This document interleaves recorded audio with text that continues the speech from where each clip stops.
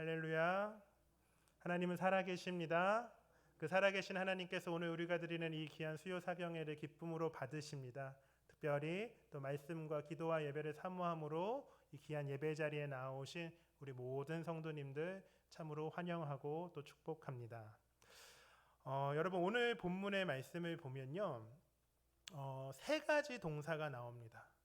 굶주리다, 목마르다, 배부르다. 여러분 이 세 가지는요, 사실 우리의 삶 속에서 누구나 경험할 수 있는 현상이죠. 우리는 모두 과거의 경험을 통하여서 굶주려 본 적이 있습니다. 굶주림이 무엇인지를 알고 있고, 또 목말라 본 적이 있습니다. 목마름이 무엇인지를 알고 있고, 또 배부른 것이 무엇인지 우리는 아주 잘 알고 있죠. 그러면 여러분 한번 질문 드려볼게요. 여러분들은 언제 굶주려 보셨나요? 언제 굶주림이라는 것들을 한번 좀 경험했던 과거의 기억이 언제 떠오르십니까? 사실 오늘의 우리의 삶을 보면요, 타의적으로는 굶주리는 경우가 거의 없습니다. 그런 경우가 많지 않아요. 다시 말해 외부 상황들, 외부 환경으로 인해서 굶주리게 되는 경우는 거의 없는 것이죠. 그러나 우리 성도님들께서도 잘 아시는 것처럼 과거에는 그렇지 않았습니다. 지금 제가 딱 앞에서 보니까요, 이 자리에도 이제 외적으로 겉으로 보기에는 전혀 그렇지 않으시지만 주민등록의 연배가 조금 있으신 분들이 계세요. 무슨 말이냐면 보기에는 이제 40대, 50대 같으신데 주민등록을 딱 펴면 60대, 70대셔서 깜짝 놀라게 하는 분들이 계시죠. 몇 분이 웃으시는 거 보니까 공감하시는 것 같아요. 저희 부모님 같은 경우도요, 6.25 때 태어나셔서 6.25 전쟁 중에 태어나셔서 지금은 이제 70대 초반이신데요. 이렇게 50년대, 60년대의 우리 사회는요, 전쟁으로 인해서 사회적으로 굶주림이란 것이 당연한 시대였습니다.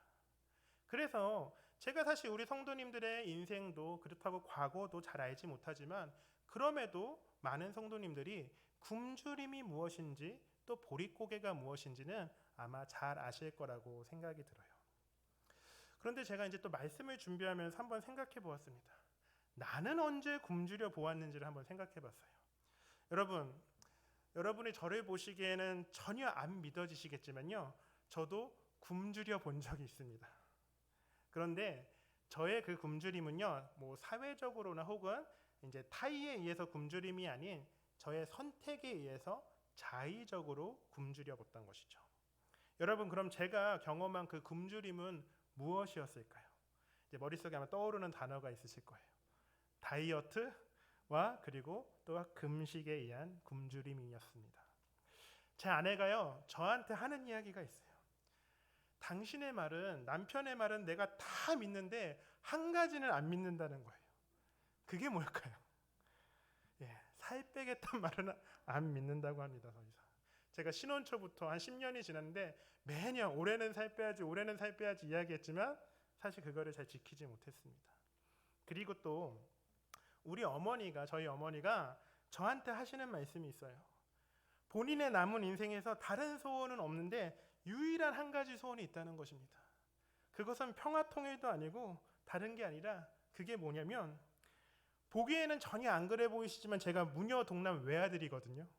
그런데 저희 어머니께서 하시는 말씀이, 하나밖에 없는 아들 제발 날씬하게 살 빼서 건강 잘 지키는 게 유일한 소원이라고 하십니다. 그래서 다른 걸로 효도할 생각하지 말고 먼저 살부터 빼고 오라고 하세요. 그리고 또 한 가지 말씀드리면, 저희 어머니가 이런 말씀도 하시더라고요. 뚱뚱하면 성도님들도 싫어하신다. 요즘 목사님들은 날씬하고 스마트해야 한다. 그러면서 무슨 얘기까지 하시냐면요, 차 목사님 먹는 만큼만, 차 목사님 드시는 만큼만 먹으라고 합니다. 우스갯소리지만 이런 말씀을 진짜 하세요. 그것도 자주 하십니다. 여러분 혹시 저 뚱뚱하다고 미워하시거나 싫어하시면 안 됩니다. 제가 그런 이야기를 듣다 보니까 제가 다이어트를 안 할래야 안 할 수가 없잖아요. 그래서 저는요, 사실 다이어트를 자주 해요.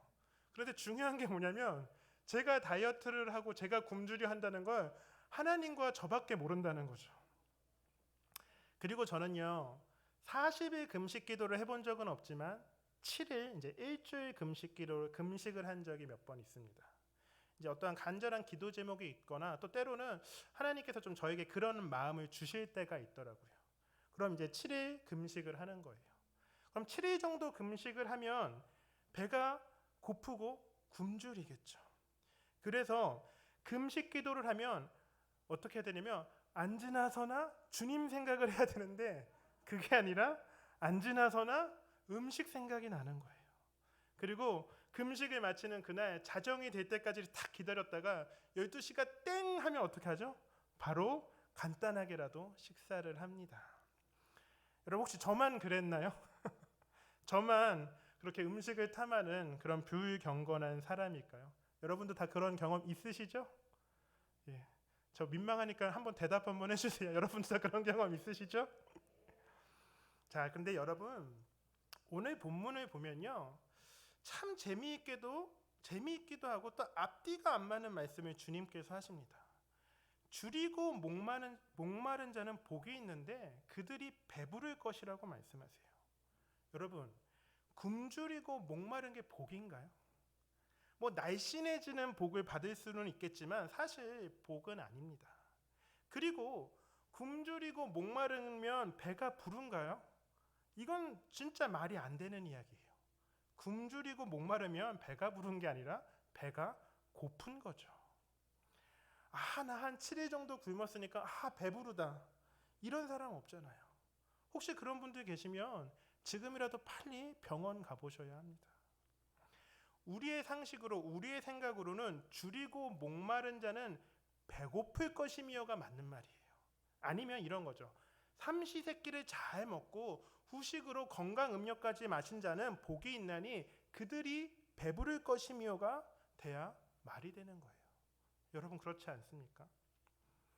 그렇다면 오늘 우리가 함께 본 이 산상수훈의 팔복의 말씀을 통하여 주님께서는 왜 굶주리고 목마른 자가 복이 있는 자며 왜 그들이 배고픔이 아니라 배부를 수 있다라고 주님께서 말씀하신 걸까요? 이 시간 이제 그 이유를 좀 함께 알아보고자 합니다. 그럼 먼저 오늘도요, 제가 이제 목회자의 좀 권위를 세우기 위해서 헬라어로 오늘 본문의 말씀을 한번 읽어보도록 하겠습니다. 영어 아니고 헬라어입니다. 마카리오이 호이 페이논테스 카이 딥손테스 텐 디카이오시넨 호티 아우토이 코르타스 데손타이. 오늘은요 지난주보다 길어서 읽는 것도 쉽지 않습니다.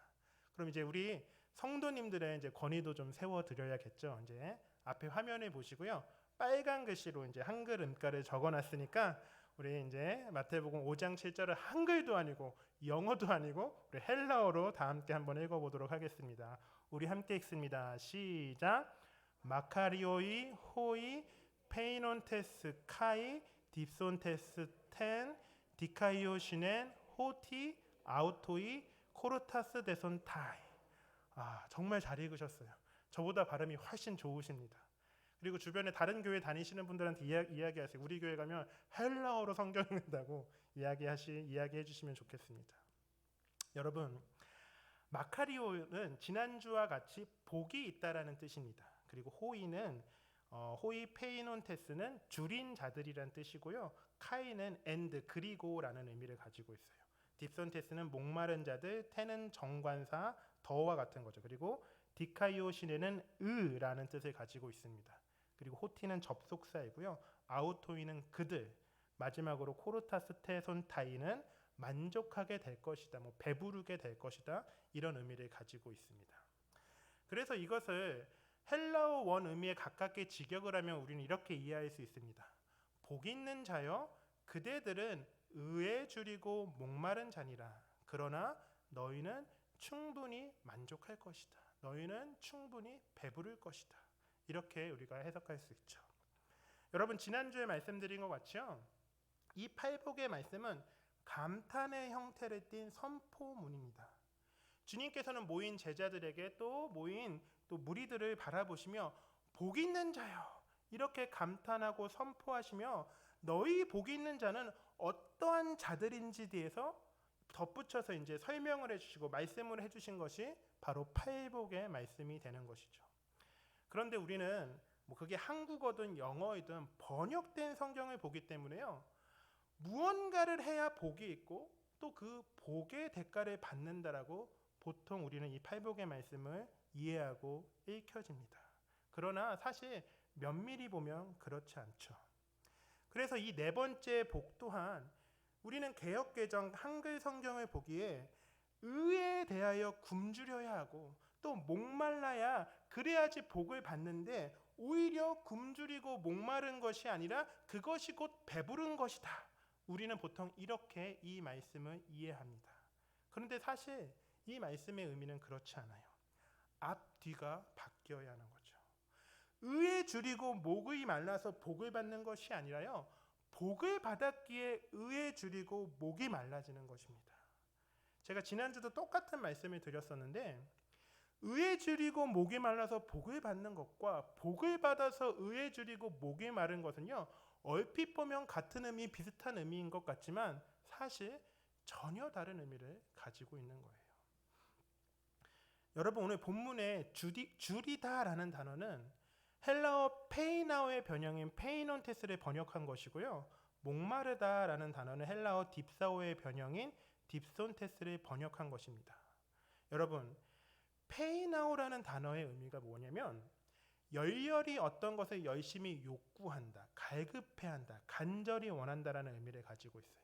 근데 이 말씀을 우리가 또 어디서 볼 수 있냐면 마태복음 4장 2절에 보면 이런 말씀이 있습니다. 예수님께서요 이제 40일 밤낮으로 금식을 하세요. 근데 금식을 하신 후에 줄이신지라라는 말씀이 마태복음 4장 2절에 나오거든요. 그런데 그 말씀에서 줄이신지라라는 말씀과 이 5장 6절에 줄이다는 같은 단어인 페이논테스로 기록되어져 있습니다. 이것은 다시 말해 어떤 의미를 가지고 있냐면 이 페이논테스, 페이나오는 이 줄이다라는 것은 그냥 우리가 흔히 경험하게 되는 어느 정도의 배고픔을 이야기하는 것이 아니라는 거예요. 40일을 금식한 상황에서의 그 극도의 굶주림을 이야기하는 것이고 또 그러한 극도의 굶주림 속에서 나타나는 어떠한 갈급함의 그 현상을 이야기하는 단어가 바로 페이나오, 페이논테스가 되는 것이죠. 그리고 목마르다의 딥사오도 마찬가지입니다. 이제 요한복음 19장 28절의 말씀을 보면요.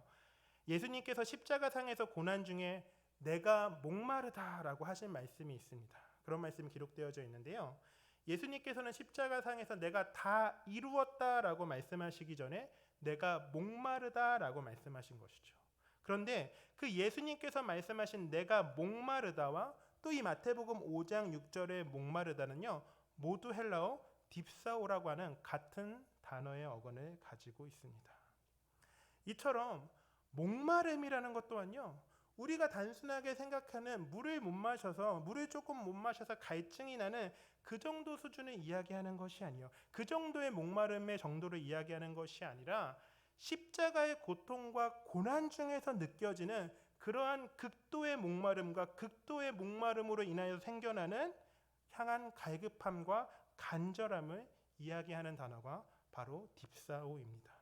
이처럼 주님께서 팔복을 통하여 말씀하신 페이논테스와 딥손테스는 우리가 상상하는 것 이상의 굶주림과 목마름으로 인한 갈급함을 주님께서는 우리에게 말씀하셨다라는 것이죠.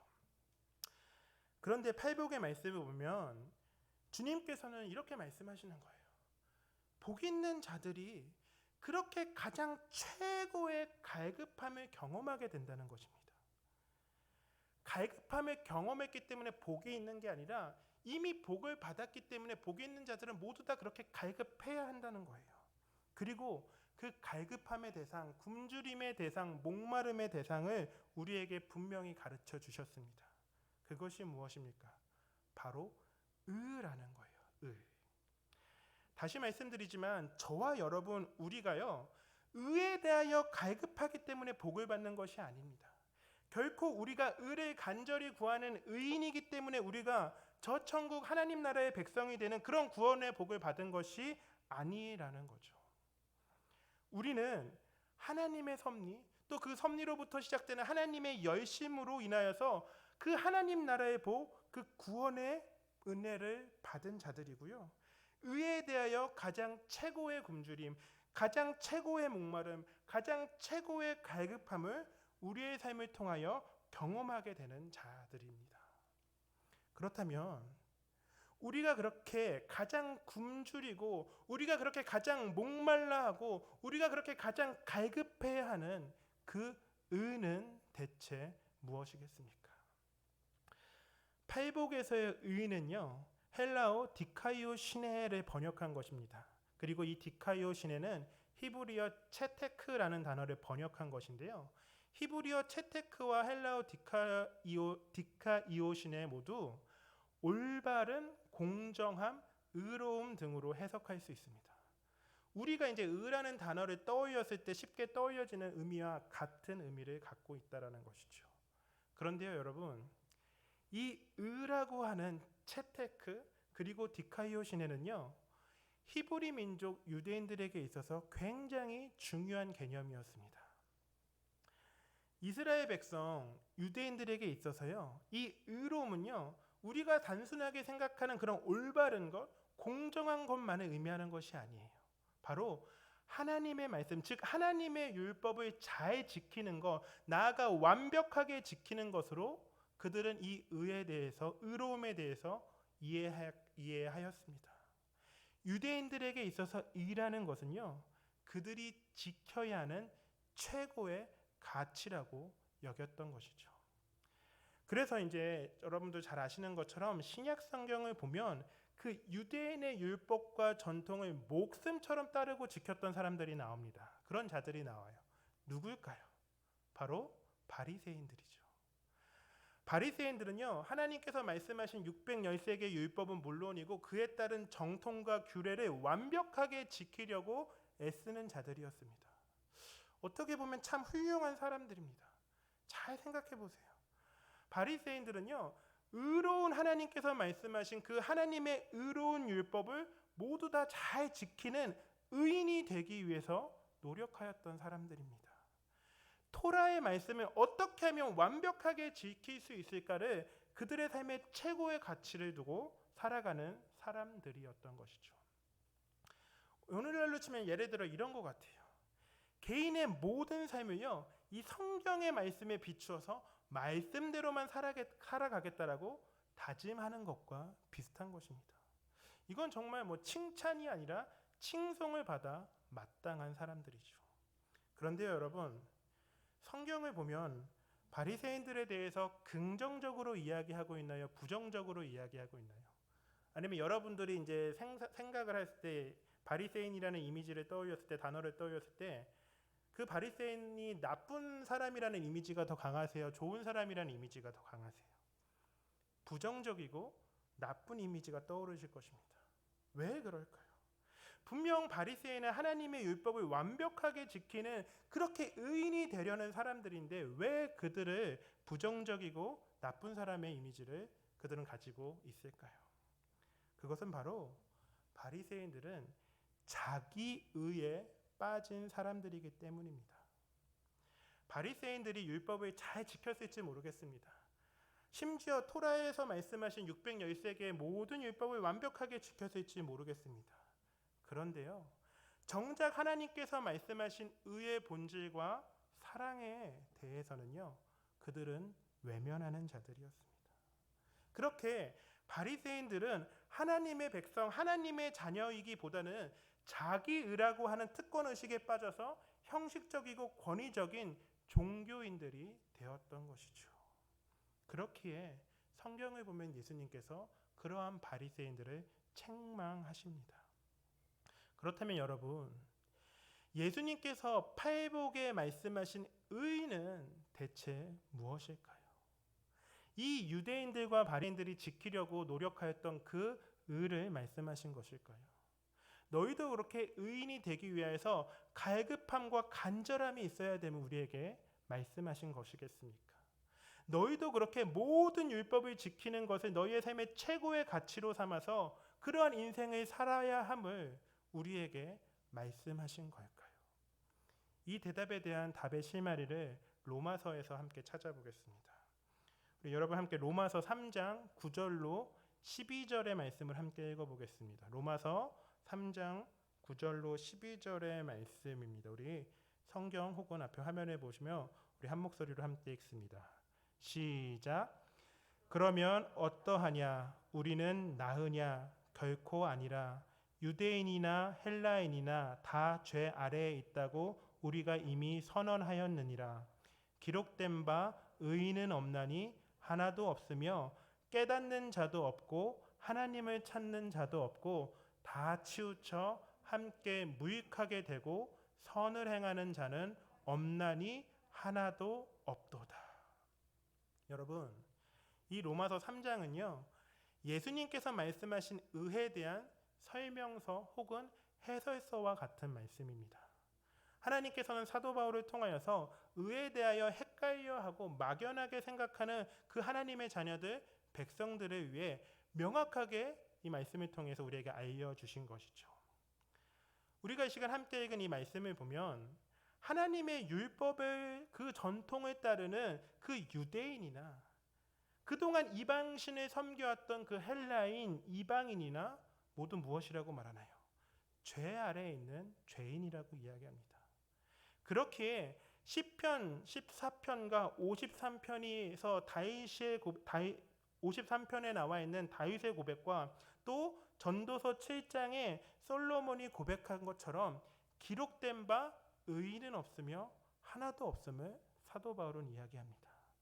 유대인이나 헬라인이나 의에 대하여 깨닫는 자도 없고 하나님을 찾는 자도 없는 모두 무익한 죄인들이라는 것이죠.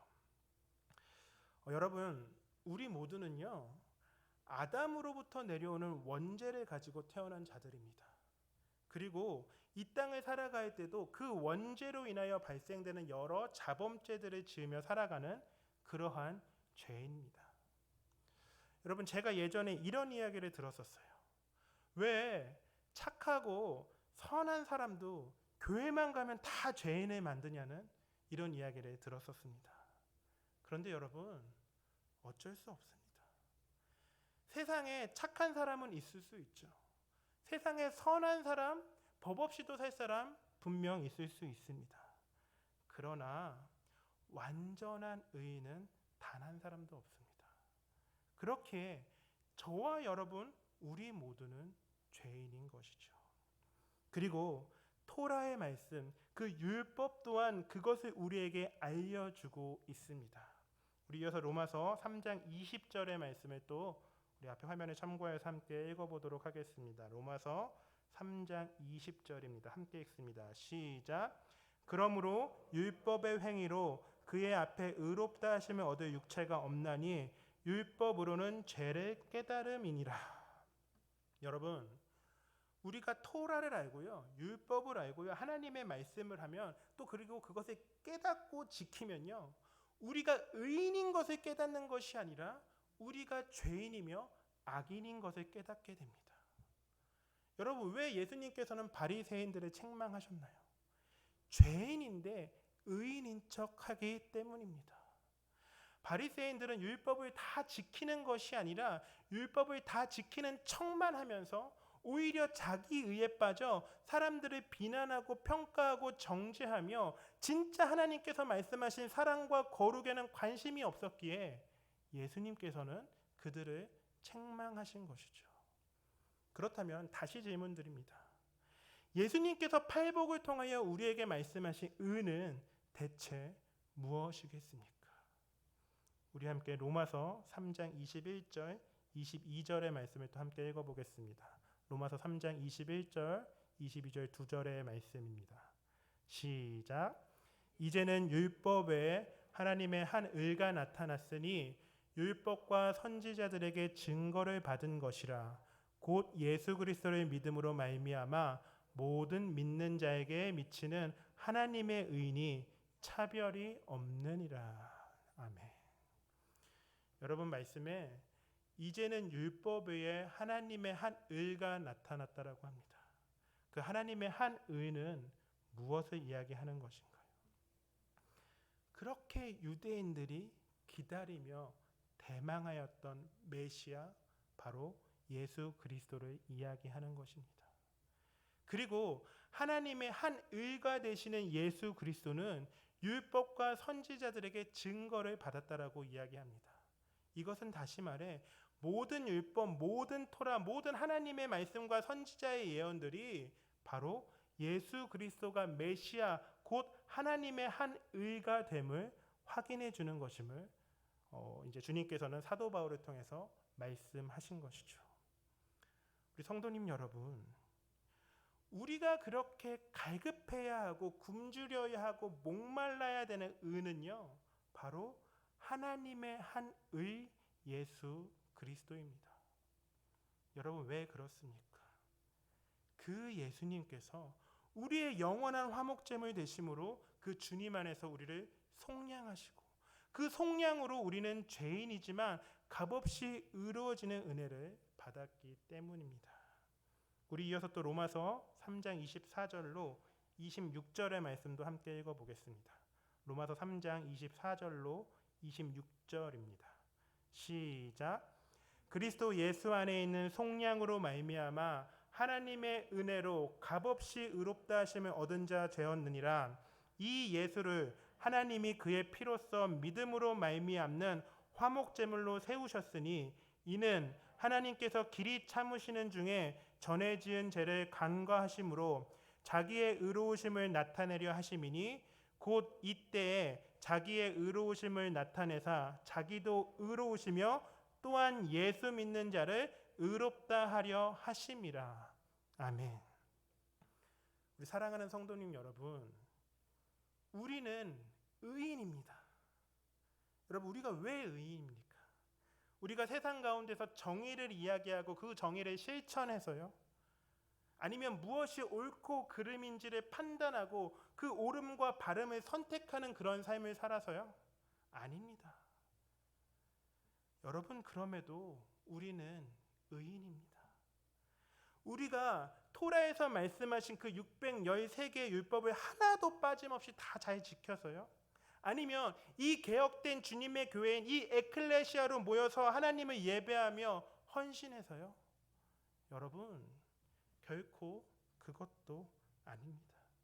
그렇지 않습니다.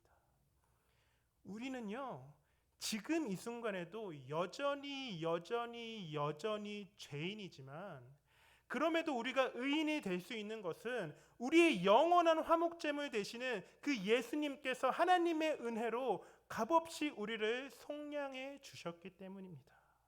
그렇기에 우리는 의인입니다. 여러분, 결코 오해하지 마시기 바랍니다. 우리의 본질, 우리의 본성은요, 여전히 죄인입니다. 그러나 주님께서 의롭게 여겨주셨기에, 그렇게 의인을 삼아 주셨기에 의인이 된 것입니다. 그럼 우리는 주님께서 은혜로 값없이 의인 삼아 주셨기에, 그렇게 구원받은 하나님의 백성이며 하나님의 자녀가 되었기에 우리의 역할은 아무것도 없는 것일까요? 우리는 아무것도 안 해도 되는 것일까요? 그렇지 않습니다. 여러분, 산상수훈의 말씀을 보면 예수님께서 의에 대하여 한 번 더 말씀하셨습니다. 우리가 잘 알고 있는 말씀인데요. 함께 로마서 마태복음 6장 33절을 읽어보겠습니다. 마태복음 6장 33절의 말씀 한 목소리로 함께 읽습니다. 시작. 그런즉 너희는 먼저 그의 나라와 그의 의를 구하라. 그리하면 이 모든 것을 너희에게 더하시리라. 여러분, 우리는 주님께로부터 의롭게 여긴 바로 칭의를 받은 하나님의 백성, 하나님의 자녀들입니다. 그런데 하나님의 구원은요, 칭의로만 역사하시는 것이 아닙니다. 그렇게 의롭게 함을 받은 하나님의 백성은 성화라고 하는 그 하나님 나라의 백성으로서의 삶을 이 땅에서 살아가야 합니다. 구원은 받는 것이기도 하지만 또 이루는 것이기도 합니다.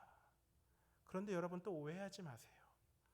우리가 거룩한 삶을 살기에 그 공로로 의롭게 되어져서 구원을 받는 것이 아닙니다.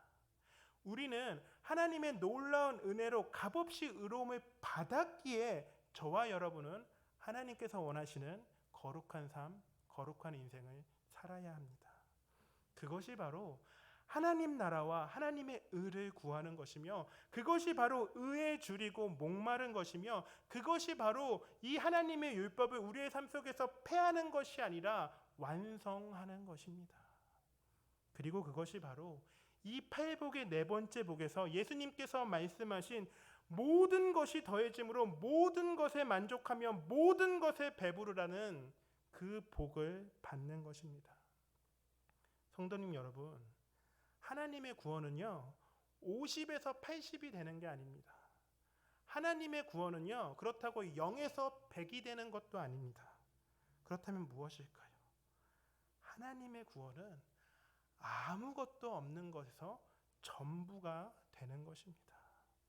그렇게 우리는 주님께서 우리에게 복을 주심으로 최고의 굶주림과 최고의 목마름과 최고의 갈급함을 가지며 살아가지만, 오히려 그것으로 인하여서 우리는 모든 것에 만족하며 모든 것에 배부른 자들이 되는 것입니다. 그렇다면 여러분은 어떻게 여러분들의 삶 속에서 그 갈급함을 가지고 살아가시겠습니까? 어떻게 여러분들은 여러분의 삶 속에서 여러분에게 주어진 그 성화의 삶을 살아가시겠습니까? 제가 말씀을 마치기 전에 한 가지를 여러분들에게 좀 권면하며 제안을 드리고자 합니다. 여러분, 능동적 예배자가 되시기 바랍니다. 우리는 공동체의 예배 속에 항상 수동적 예배자로서 살아갈 때가 많이 있습니다. 그것에 너무나 익숙해요. 그래서 우리는 예배를 보려고만 하고요, 예배를 들으려고만 합니다. 여러분, 예배는 보고 듣는 것이 아니라 예배는 주님께 우리 한 명 한 명이 드리는 것입니다. 예배는 우리 한 명 한 명이 죄인된 우리를 의인 삼아 주신 그 하나님께 응답하는 것입니다. 그래서요, 이제 우리 교회에서 돌아오는 주일인 종려주일부터 그 주일 예배 시간에 예배의 부름에 대한 응답, 말씀 선포에 대한 응답, 또 강복 선언과 또 파송에 대한 예배에 대한 응답을 우리 모든 성도님들, 모든 회중이 함께 하려고 합니다. 지금까지 예배의 부름과 송영은요 찬양대만 하였다면, 앞으로는 모든 회중이 우리가 함께 고백하였던 주께와 엎드려 이 귀한 찬양을 통하여 함께 송영하며 함께 하나님께 응답할 것입니다. 그리고 또 말씀 선포, 당연히 우리 담임 목사님께서 우리에게 들려주시지만 말씀을 듣는 것으로만 끝나는 것이 아니라 우리 모든 성도, 모든 회중이 주여 나 여기 당신 말씀, 당신 음성 들었습니다라고 이 귀한 찬양의 고백을 하며 그 하나님의 말씀에 응답할 것입니다. 그리고 강복 선언으로 주님의 복을 받으며 세상 가운데 파송되어지는 우리 모든 성도가 바로 찬송가 90장 나 주님을 늘 믿으며 이 찬송을 가슴에 손을 포개어 함께 고백함으로 예배를 통해 복 내려 주심과 그 세상으로의 파송에 대한 응답을 하나님께 드릴 것입니다. 그렇게 수동적 예배자가 아닌 능동적 예배자가 되기 위하여서 우리는 갈급해 할 것입니다. 부디 바라기는 우리 수요사경에 나오신 우리 성도님들께서는 이제 주일이 되면 조금 변화된 예배 순서에 당황하지 마시고요, 간절함과 갈급함으로 하나님께 응답하시는 그런 능동적인 예배자가 되시기를 바랍니다. 그렇게 우리의 성화의 인생 속에서 그 하나님의 의를 그 누구보다 간절히 갈급해하는 우리 모든 성도님들 되시기를 이 시간 간절히 소망하며 축원합니다.